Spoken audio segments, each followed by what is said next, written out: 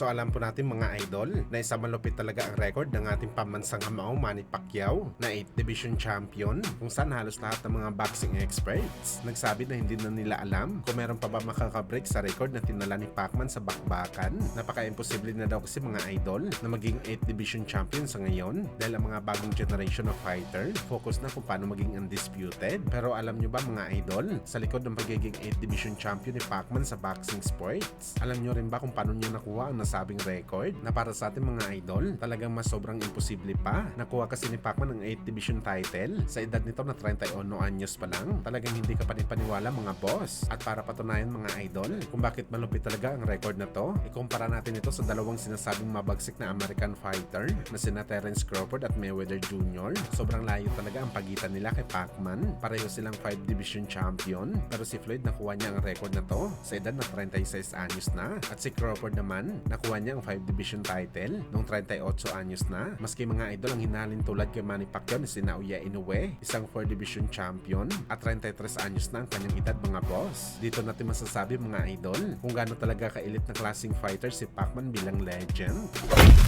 Samantala Big Bang Junto Nakatani nagayag ng kanyang respeto sa Japanese monster na Naoya Inoue. Aniya malaki daw ang respeto nito kay Inoue bilang champion, at nang nakalaban daw nito si Inoue sa bakbakan, nagbigay daw ito kay Nakatani ng malakas na motibasyon sa laban. Nagiging 120% daw ang galing ni Junto Boy kalaban si Inoue, at gusto daw nito ng rematch sa Japanese monster kung posible lamang. Well, kung para sa ating mga idol, deserve talaga na bigyan ng rematch si Nakatani. Isang close fight naman kasi ang laban nito kay Inoue, pero kagaya sa tradisyon sa boxing sports, kailangan mo na ni Nakatani bumalik sa aksyon at kumuha ng panalo o di kaya maging champion muna. Pero para sa ating mga idol, ang pahayag ni Nakatani sa rematch kay Inoue hindi talaga pera-pera lamang sa laban. Malamang alam na ni Junto Boy kung paano talunin si Inoue. Siya naman kasi mayroong pagkakamali sa laban kay Inoue. Nag-start ito ng late mga boss, kaya naka-imbak ng punto si Inoue sa unang bahagi ng bakbakan at kinapos ito sa scorecards ng mga judges.